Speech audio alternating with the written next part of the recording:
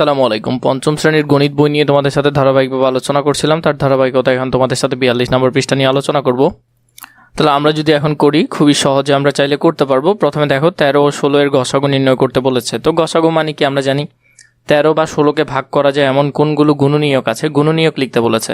তাহলে ভাগ করা যায় এমন সংখ্যা, 13কে কাকে কাকে দিয়ে ভাগ করা যায়, 1 এবং 13 ছাড়া আর কোনো কিছু দিয়ে তুমি চাইলে 13কে ভাগ করতে পারবে না।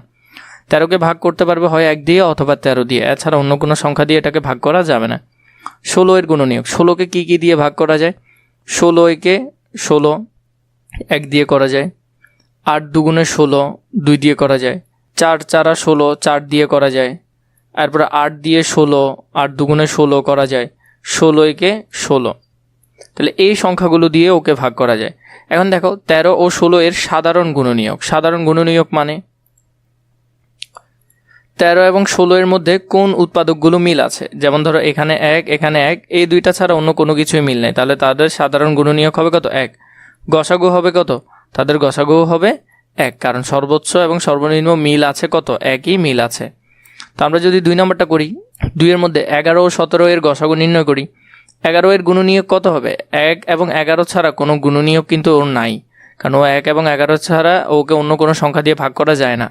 17কেও তুমি 1 এবং 17 ছাড়া অন্য কোনো সংখ্যা দিয়ে ভাগ করতে পারবে না। তাহলে এখানের মধ্যে যদি আমরা মিল দেখি, তাহলে 1 মিল আছে, তাহলে সাধারণ গুণনীয়কও 1, তাদের গসাগুও কত, 1। 2 বা ততোধিক সংখ্যার সাধারণ গুণনীয়ক শুধু 1 হলে সংখ্যাগুলোর গসাগু কত হবে, 1 হবে। তাদের সাধারণ গুণনীয়ক যদি 1 হয়, তাহলে তাদের গসাগু কত, 1। 2 বা ততোধিক মৌলিক সংখ্যার গসাগু কত হবে, 1 হবে। মৌলিক সংখ্যা মানে কি, এখন কথা হলো মৌলিক সংখ্যা কি। দেখো আমি যদি তোমাকে বলি 4, তুমি 4কে 1 এবং 4 ছাড়া অন্য কোনো সংখ্যা দিয়ে ভাগ করতে পারবে, পারবে। যেমন 2 দিয়ে তুমি ভাগ করতে পারবে, 2 দুগুণে 4। তাহলে এটা কখনো মৌলিক সংখ্যা হবে না।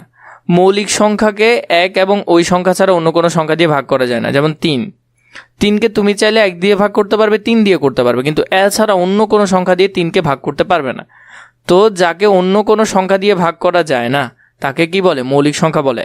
ওই সংখ্যা বলতে সংখ্যাটা নিজেকেই বোঝানো হয়েছে। 3 হলে 3, 7 হলে 7, 2 হলে 2, 4 হলে 4, যে সংখ্যাটা হওয়ার সেটা। 1 নম্বর এখানে বলেছে গসাগু নির্ণয় করে, আমাদেরকে কিছু অঙ্ক দিয়েছে, এগুলো আমরা করব।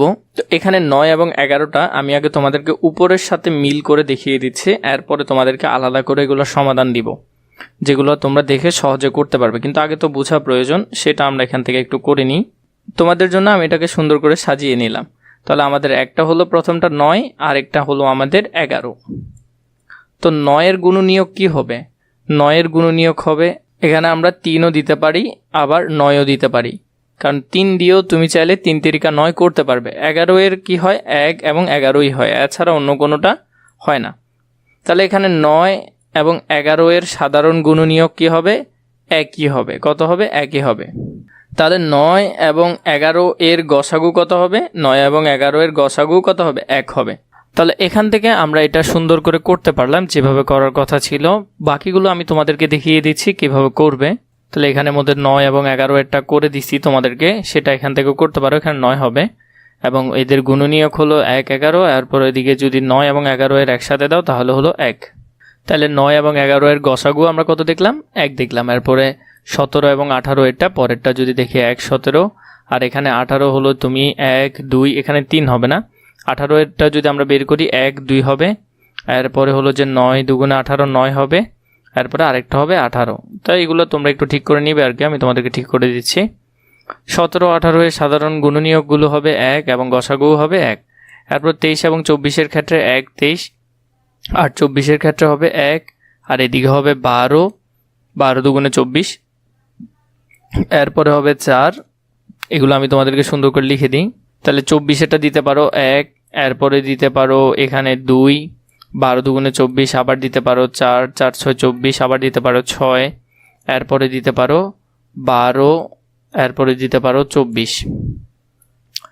23 ও 24 এর সাধারণ গুণনীয়কগুলো এভাবে লিখতে পারো, এবং এখানে গুণনীয়কও হলো 1, গুণিতকও হলো 1। এরপরে 4 নাম্বারটা যদি দেখো, এরপরে যদি আমরা দেখি 4টার মধ্যে 31 এবং 36, তো 31 এরটা লিখতে পারবে, 36 এর ক্ষেত্রে দিতে পারো 1, আর 18 দুগুণে হলো কত, 36, 2 দিয়েও দিতে পারি, এটা হবে কত 18 দুগুণে 36, এরপরে আমরা চাইলে 6 দিয়ে দিতে পারি, 6 6 36 এটাও দিতে পারি। এরপরে হলো যে 8, এরপরে দিতে পারি 4 4 নং 36, এরপরে দিতে পারি 9, এরপরে দিতে পারি 18, এরপরে দিতে পারি 36। এভাবে করে আরও দেওয়া যায়, অনেকগুলোই খুঁজে খুঁজে বের করতে হবে। তো এগুলো তোমরা লিখে দিতে পারো এখানে। গুণনীয়ক হলো 1, গসাগু হলো 1। তো আমাদের এতটুকু কাজ গেল।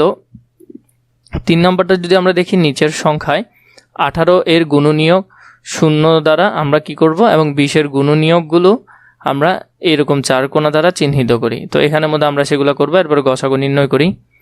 18 এরগুলো আমরা কি করব, গোল দিব।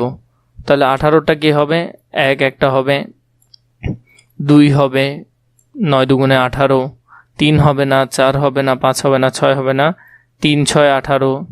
তাহলে এখানে 3ও হবে, 3 6 18। এরপরে হলো যে 8 দুগুণে 16, 9 দুগুণে কত, 18, 9 হবে। এরপরে এখান থেকে 18ও হবে। ঠিক আছে, এরপরে আমাদেরকে বলেছে 4 কোণা করার জন্য, তাও কালার চেঞ্জ করে নিই। তো এবার 20 করতে হবে। তাহলে 1 এর ক্ষেত্রেও 20 হবে, 2 এর ক্ষেত্রেও হবে, কারণ 10 দুগুণে 20, 3 হবে না, 4 হবে না, 5 হবে, 4 5 20। তাহলে 4 এর ক্ষেত্রেও হবে, 6 হবে না, 7 হবে না, 8 হবে না, 9 হবে না, 10 হবে, 10 দুগুণে 20। তাহলে এখানের মধ্যে এরপরে হবে 20। তো 18 ও 12, 18 ও 20 এর সাধারণ গুণনীয়কগুলো হলো কি, এখানে 1 এবং 2। তাহলে 1 এবং 2। তাহলে গসাগুর ক্ষেত্রে 1 এবং 2 এসেছে, তাই 2 2 আমাদের বসবে গসাগু হিসেবে।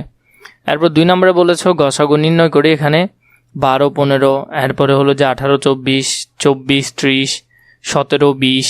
তাহলে এখানে গসাগু নির্ণয় করার মধ্যে আমরা যেটা দেখব, একটা হলো যে 1 নম্বরে আছে 12 15, এরপরে 18 24, 24 30, 17 20। এটা যদি আমরা দেখি, এখানের মধ্যে যেটা আছে 1 নম্বরে হলো 12 15, আমরা 12 15 দিয়ে করব। 12 এরগুলো এখানে দেওয়া আছে 1 2 3 4 6 12, 15 গুলো 1 3 5 15।